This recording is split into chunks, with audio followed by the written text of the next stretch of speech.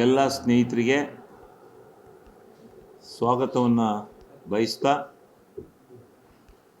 ನಾನು ಇವತ್ತು ಪತ್ರಿಕಾಗೋಷ್ಠಿಯನ್ನು ಕರೆದಂಥ ವಿಚಾರ, ನಿನ್ನೆ ದಿವಸ ಸದನದಲ್ಲಿ ಏನು ಒಂದು ಅಹಿತಕರವಾದಂಥ ಘಟನೆ ನಡೆದಿದೆ.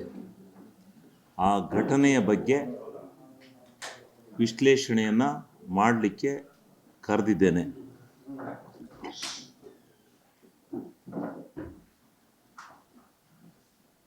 ಏನು ಘಟನೆ ನಡೀತು? ನಿನ್ನೆ ಅವರು ವಿರೋಧಿ ಪಕ್ಷದವರು ಏನು ಒಂದು ಘಟನೆಯನ್ನು ನಡೆಸ್ತಾ ಇದ್ರು, ಪ್ರತಿಭಟನೆಯನ್ನು ಮಾಡ್ತಾಯಿದ್ರು. ಅದು ಅವರ ಅಧಿಕಾರ, ಅದನ್ನು ನಡೆಸಲಿಕ್ಕೆ ಸಂವಿಧಾನದಲ್ಲಿ ಹಕ್ಕಿದೆ, ನಡೆಸಲಿ. ನನಗೆ ಆ ಸದನದಲ್ಲಿ ಮಾತನಾಡಲಿಕ್ಕೆ ಅವಕಾಶ ಕೊಟ್ಟಂಥ ಸಂದರ್ಭದಲ್ಲಿ ಅವರು ಮಾಡ್ತಾ ಇದ್ದದ್ದು ತಿಮ್ಮಾಪುರ ಅವರ ಒಂದು ವಿಚಾರದಲ್ಲಿ ಅವರ ಪ್ರತಿಭಟನೆ ಇತ್ತು. ನೇರವಾಗಿ ನಾನು ಮಾತನಾಡಲಿಕ್ಕೆ ಶುರು ಮಾಡಲಿಕ್ಕೆ ಪ್ರಾರಂಭ ಮಾಡಿದ ತಕ್ಷಣ ನನ್ನ ಮೇಲೆ ವೈಯಕ್ತಿಕವಾಗಿ, ರಾಜಕೀಯವಾಗಿ ಏನು ಬೇಕಾದರೂ ಕೂತ್ಕೇಳಿ, ನನ್ನ ಮೇಲೆ ವೈಯಕ್ತಿಕವಾಗಿ ನಿಂದನೆ ಮಾಡಲಿಕ್ಕೆ, ಆಪಾದನೆ ಮಾಡಲಿಕ್ಕೆ ಪ್ರಾರಂಭ ಮಾಡಿದರು. ನಾನು ಮಾಧ್ಯಮದ ಸ್ನೇಹಿತರಿಗೆ ಕೇಳಲಿಕ್ಕೆ ಬಯಸ್ತೀನಿ, ನೀವು ಪ್ರತ್ಯಕ್ಷದರ್ಶಿಗಳು, ಅಲ್ಲಿದ್ದಂಥ ಘಟನಾವಳಿಗಳು ನಿಮಗೆ ಅರ್ಥ ಆಗಿದೆ. ಈಗೇನಾಗಿದೆ, ನಾನು ಮಾಡಿರ್ತಕ್ಕಂಥ ಆಪಾದನೆಗಳು, ಅವರ ಮೇಲೆ ಮಾತಾಡಿರ್ತಕ್ಕಂಥ ಮಾತಿನ ವ್ಯವಸ್ಥೆ ಎಲ್ಲ ಜನತೆಗೆ ತಲುಪಿದೆ, ಸುಸೂತ್ರವಾಗಿ ತಲುಪಿದೆ. ಆದರೆ ಅಲ್ಲಿ ಬಾವಿನಲ್ಲಿ ಇದ್ದಂಥವರನ್ನು, ಅವರು ಕೂಗಿದಂಥ ಪದಗಳು, ಅವರು ನಡ್ಕೊಂಡಂಥ ರೀತಿ ನೀತಿಗಳು ಸಮಾಜಕ್ಕೆ ಹೋಗಿಲ್ಲ, ಇನ್ನು ಜನತೆಗೆ ಹೋಗಿಲ್ಲ. ಅವ್ರು ಏನು ನಡ್ಕೊಂಡ್ರು, ಯಾವ ರೀತಿ ನಡ್ಕೊಂಡ್ರು ಅನ್ನೋದು. ಕೆಲವು ಜನ ನಮ್ಮ ಪಕ್ಷದವರು ಇದ್ದರು, ಅದನ್ನು ಇವತ್ತು ಯಾರು ಹೇಳಿದ್ರೂ ಸಾಕ್ಷಿಯಾಗಿ ಪರಿವರ್ತನೆ ಆಗಲ್ಲ. ಅಲ್ಲಿ ನನ್ನ ಪರವಾಗೂ ಶಾಸಕರು ನಿಮ್ಮ ಅವ್ರ ಸಂಧಾನಕ್ಕೆ ಬಂದಂಥ ಸಂದರ್ಭದಲ್ಲಿ ನನ್ನ ಪರವಾಗೂ ನೀವು ಈ ರೀತಿ ಕೂಗಿದ್ರಿ, ಪ್ರಚೋದನೆ ಮಾಡಿದ್ರಿ, ಆ ಪ್ರಚೋದನೆಯಿಂದ ಅವ್ರು ಮಾತನಾಡಬೇಕಾಗಿ ಬಂತು ಸ್ಪೀಕರ್ ಅವರೇ ಹೇಳಿದರು. ಸ್ಪೀಕರ್ ಅವರೇ ಹೇಳಿದಂಥ ಘಟನೆ ಇದೆ. ಮತ್ತು ಭಾಳ ಜನ ಸದಸ್ಯರುಗಳು ಮಾತನಾಡಿದರು, ನೀವು ಭಾಳ ಕೆಟ್ಟದಾಗಿ ನಡ್ಕೊಂಡ್ರಿ ಅವ್ರ ಮೇಲೆ ಅಂತ. ಈ ಒಂದು ಘಟನೆ ಇವತ್ತು ನೆನ್ನೆದು ಮೊನ್ನೆದಲ್ಲ. ನಾನು ಈ ಸಾರಿ ಅಸೆಂಬ್ಲಿಗೆ ಪ್ರವೇಶ ಮಾಡಿದ್ದ ಮೊದಲನೇ ಅಧಿವೇಶನದಿಂದಲೇ ಇದು ಒಂದು, ಎರಡನೇ ಅಧಿವೇಶನದಿಂದಲೇ ಇದು ಪ್ರಾರಂಭ ಆಯಿತು. ನನ್ನನ್ನು ಟಾರ್ಗೆಟ್ ಮಾಡೋಕ್ಕೆ ಶುರು ಮಾಡಿದರು. BJPನಲ್ಲಿ ಒಬ್ಬ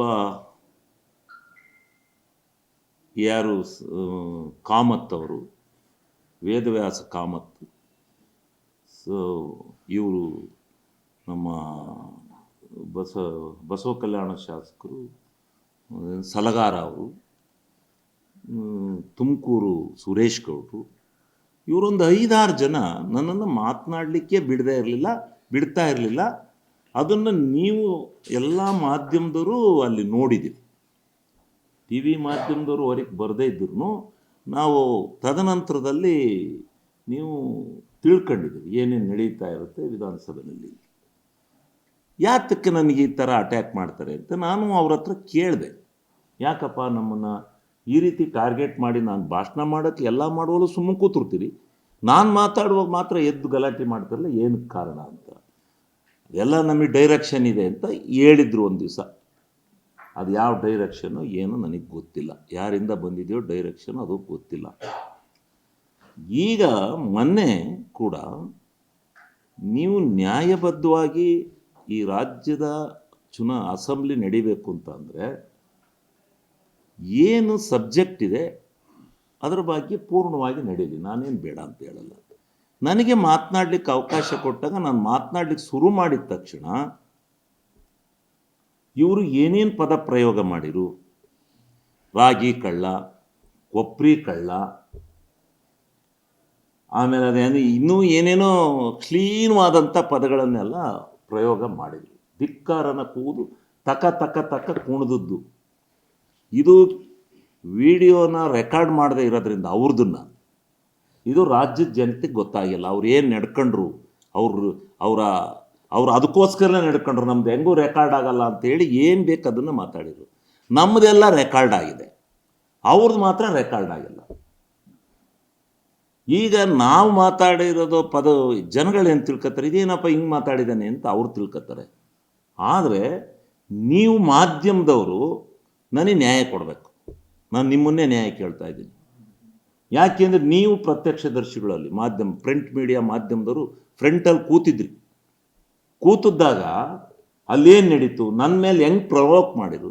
ಇವರು ತಿಮ್ಮಾಪುರ ಟಾರ್ಗೆಟ್ ಇದ್ದರೆ ಇವ್ರು ಮಾಡ್ತಾ ಇದ್ದದ್ದು ಪ್ರತಿಭಟನೆ ತಿಮ್ಮಾಪುರ ಮೇಲೆ, ಅದ್ರ ಮೇಲೆ ಮಾಡ್ಕೋಬೇಕು. ನನ್ನ ಭಾಷಣಕ್ಕೆ ನಿಂತನ್ನ ವೈಯಕ್ತಿಕವಾಗಿ ಕಳ್ಳ ಅನ್ಲಿಕ್ಕೆ ಏನು ಕಾರಣ, ಅಸಭ್ಯವಾಗಿ ವರ್ತನೆ ಮಾಡಲಿಕ್ಕೆ ಈ BJP ಇವ್ರಿಗೆ ಯಾರು ಹೇಳಿದರು? ಇನ್ನು ಅದರಲ್ಲೂ ಎಲ್ಲ ಇಲ್ಲ, ನಾನು ಅಲ್ಲಿ ಎಲ್ಲರನ್ನೂ ಮಾತನಾಡಿಲ್ಲ. ನನ್ನ ಮೇಲೆ ಯಾರು ಇದನ್ನು ಕಾಗದ ಇದು ಮಾಡ್ಕೊಂಡು ಕೂಗ್ತಾ ಇದ್ದ ಸಲಗಾರ, ಮತ್ತು ಯಾರು ತಕ ಕುಣಿತಾ ಇದ್ದ ವೇದವಾಸ್ ಕಾಮತ್ತು, ಅವರಿಬ್ಬರ ಮೇಲೆ ನಾನು ನಿಮಗೆ ಏನು ಇಲ್ವಾ, ಹಂಗೆ ಹಿಂಗೆ ಯಾತಕ್ಕೆ ಬಂದಿದ್ದೀರಿ ಇಲ್ಲಿ ವಿಧಾನಸಭೆಗೆ, ನಿಮಗೇನು ಗೌರವ ಇಲ್ವಾ ಅಂತೇಳಿ ನಾನು ಹೇಳಿರ್ತಕ್ಕಂಥದ್ದು. ನನಗೂ ಮಾನ ಮರ್ಯಾದೆ ಇಲ್ವಾ ನಿಮಗೆ, ಯಾತಕ್ಕೆ ಇಲ್ಲಿ ವಿಧಾನಸಭೆಗೆ ಬರ್ತೀರಿ, ಯಾಕೆ ನನ್ನ ವೈಯಕ್ತಿಕವಾಗಿ ನಿಂದನೆ ಮಾಡ್ತಾ ಇದ್ದೀರಿ ಅಂತೇಳಿ ನಾನು ಅವರನ್ನು ಬೈದಿರ್ತಕ್ಕಂಥದ್ದು. ನಾನು ಹೊರಟಾಗಿ ಸ್ವಲ್ಪ ಮಾತಾಡಿರ್ತಕ್ಕಂಥದ್ದು. ಆ ಮಾತಿನ ಬಿರುಸಿನಲ್ಲಿ ಅವ್ರು ಮಾಡ್ತಾ ಇದ್ದಂಥ ಕುತಂತ್ರಕ್ಕೆ ತಕ್ಕ ಉತ್ತರನ ನಾನು ಮಾತಿನಲ್ಲೇ ಕೊಡಬೇಕು ಅಂತ ಹೇಳಿ ಸ್ವಲ್ಪ ನಾನು ಇದು ಮಾಡಿದೆ. ನಾನು ಕೊಪ್ರಿ ಕಳ್ಳ ಅಂದಾಗ ಹೇಳಿದೆ, ನೀನು ದುಡ್ಡೆಲ್ಲ ಕೊಪ್ರಿಲಿ ಇದು ಹೊಡ್ಕೊಂಡೋಗಿ ಇಟ್ಕೊಂಡಿದ್ದೀಯಾ ಅಂತ. ಅವರು ಬಾರಪ್ಪ ನಿಮ್ಮ ಅಪ್ಪ ಕೊಟ್ಟಿದ್ದೀನಿ ಈಸ್ಕಣಿವಂತೆ ಅಂದೆ. ನಾನು ನಿಮ್ಮ ಅಪ್ಪರ ಕೈ ಕೊಟ್ಟಿದ್ದೀನಿ ಈಸ್ಕೊಳಪ್ಪ ನೀನು ಅಂದೆ. ಎಲ್ಲವನ್ನೂ ನಾನು ಮಾತಾಡಿದೆ, ಇಲ್ಲ ಅಂತ ನಾನು ಹೇಳೋದಿಲ್ಲ. ಈಗ ನಾನು ಕೇಳ್ತಕ್ಕಂಥದ್ದು ಈ ಸದನದಲ್ಲಿ ಒಂದು ನಿಯಮಾವಳಿ ಇದೆ. ನಿಯಮಾವಳಿ ಬಗ್ಗೆ ಅವ್ರಿಗೆ ಪ್ರತಿಭಟನೆ ಮಾಡೋಕ್ಕೆ ಅಧಿಕಾರ ಇದೆ, ಸದನ ನಡೆಸೋಕ್ಕೂ ಇವ್ರಿಗೆ ಅಧಿಕಾರ ಇದೆ. ಸದನದಲ್ಲಿ ಸ್ಪೀಕರ್ ಅವರು ನನ್ನನ್ನು ಮಾತಾಡುವಂತ ಆಹ್ವಾನಿಸಿದ ಮೇಲೆ ನನ್ನ ವೈಯಕ್ತಿಕವಾದ ರಾಜಕೀಯವಾದ ಎಂಥದ್ನಾರ ಕೂಗಲಿ, ನಮ್ಮ ಪಕ್ಷಕ್ಕೆ ಕೂಗಲಿ, ಮತ್ತೊಂದು ಕೂಗಲಿ, ಎಂತೆಂಥದೋ ಲೂಟಿ ಅಂತ ಕೂಗ್ತಿದ್ರು, ಕೂಗಿ ಕೇಳಲಿ. ಶಿವಲಿಂಗೇಗೌಡನ ವೈಯಕ್ತಿಕವಾದ ಬದುಕಿಗೆ ಹಾಕಿ BJP ಅವರು ಕೈ ಹಾಕಿರು. ವೈಯಕ್ತಿಕ ಬದುಕನ್ನು ಚರ್ಚೆ ಮಾಡೋಕ್ಕೆ ನಾವು ವಿಧಾನಸಭೆಗೆ ಬಂದಿರೋದು. ನಾವು ವಿಧಾನಸಭೆಯಲ್ಲಿ ವೈಯಕ್ತಿಕವಾದ ಬದುಕಿಗೆ ಏನಾದರೂ ನಾನು ಮಾತಾಡ್ತಾ ಇದ್ದದ್ರಲ್ಲಿ ಇವರು ಬಾವಿಲಿದ್ದಾರೆ, ಕೇಳಂಗಿಲ್ಲ ಅಂತ ಅಂದರೆ ಬೇಕಾದ್ರೆ ಕೂತ್ ಕೇಳಲಿ, ನಾನು ಬೇಡ ಅಂತ ಹೇಳಲ್ಲ. ನನ್ನನ್ನು ಟಾರ್ಗೆಟ್ ಮಾಡಿ ನನ್ನ ವೈಯಕ್ತಿಕವಾದ ಬದುಕಿನ ಬಗ್ಗೆ ಇವರು ಅಶ್ಲೀಲವಾದಂಥ ಪದಗಳನ್ನು ಬಳಕೆ ಮಾಡಿರ್ತಕ್ಕಂಥದ್ದು ಯಾಕೆ? ನಾನು ಇದನ್ನು ನೀವು ಅಂಕಣದಲ್ಲಿ ಏನು ಬರಿತೀರೋ ನನಗೆ ಗೊತ್ತಿಲ್ಲ. ಅವರು ಕೂಗಿದ್ದು ಸತ್ಯವೋ ಅಲ್ವೋ ಅಂತಕ್ಕಂಥದ್ದು ಇನ್ನು BJPಯವರು ನಮ್ಮ ಪರವಾಗಿ ಹೇಳಲ್ಲ, ಅಧಿಕಾರಿಗಳು ಹೇಳಲ್ಲ. ಈಗ ನೀವು ಸ್ವತಂತ್ರರು, ಮಾಧ್ಯಮದವರು, ನೀವು ನನಗೆ ನ್ಯಾಯ ಕೊಡಬೇಕು. ಅಲ್ಲಿ ಏನು ನಡೀತು, ಶಿವಲಿಂಗೇಗೌಡನ ತಪ್ಪಾಗಿದ್ದರೆ ಶಿವಲಿಂಗೇಗೌಡನ ತಪ್ಪು ಅಂತ ಬರೀರಿ. ಇವರು ಪ್ರಚೋದನೆ ಮಾಡದೇ ಇದ್ದರೆ, ನನ್ನ ವೈಯಕ್ತಿಕವಾದ ಬದುಕಿನಲ್ಲಿ ನನ್ನನ್ನು ಇವರು ವಿಶ್ಲೇಷಣೆ ಮಾಡದೇ ಇದ್ದಿದ್ರೆ, ಅಲ್ಲಿ ಕೂಗದೇ ಇದ್ದಿದ್ರೆ, ನಾನ್ಯಾತಕ್ಕೆ ಇವ್ರ ಮೇಲೆ ಮಾತಾಡ್ತಾ ಇದ್ದೆ? ಇದೇನಾಗಿದೆ, ಕರ್ನಾಟಕ ರಾಜ್ಯದಲ್ಲೆಲ್ಲ ಇದು ವೈರಲ್ ಆಗೋದು ಸ್ವಾಭಾವಿಕ. ವಿಧಾನಸಭೆಯಲ್ಲಿ ಇಂಥ ಘಟನಾವಳಿಗಳು ನಡೆದಾಗ ವೈರಲ್ ಆಗೋದು ಸ್ವಾಭಾವಿಕ. ಒಂದು ಸೈಡ್ ಹೋಗಿದೆ, ಒಂದು ಸೈಡ್ ನಾನು ಮಾತಾಡಿರೋದು ಹೋಗಿದೆಯೋ ಹೊರತು ನಾನು ಯಾತಕ್ಕೋಸ್ಕರ ಮಾತಾಡಿದೆ ಅಂತಕ್ಕಂಥದ್ದನ್ನು ಇವತ್ತು ತೋರಿಸ್ತಾ ಇಲ್ಲ. ಅದಕ್ಕೆ ನಾನು ಬೆಳಿಗ್ಗೆಯಿಂದ ದಾಖಲಾತಿಗಳನ್ನು ಹುಡುಕಿದೆ. ಅದು ವ್ಯವಸ್ಥೆ ಒಳಗಡೆ ಇನ್ನೂ ಸಿಗ್ತಾ ಇಲ್ಲ. ನಾನು ಸ್ಪೀಕರ್ ಅವರನ್ನು ಕೇಳಿದ್ದೀನಿ. ಅದು ಈ ಮುಂದೆ ಅದೇನಾದರೂ ದಾಖಲಾತಿ ಸಿಕ್ಕಿದರೆ ನಾನೇ ಮತ್ತೆ ನಿಮ್ಮನ್ನೆಲ್ಲ ಕರೆದು ರಿಲೀಸ್ ಮಾಡ್ತೀನಿ. ಲೇಟೆಸ್ಟ್ ಹಾಗೂ ಇಂಟ್ರೆಸ್ಟಿಂಗ್ ಸುದ್ದಿಗಳಿಗಾಗಿ ಬಾಸ್ ಟಿವಿ ಕನ್ನಡ ಚಾನೆಲ್ನ ಸಬ್ಸ್ಕ್ರೈಬ್ ಮಾಡಿ.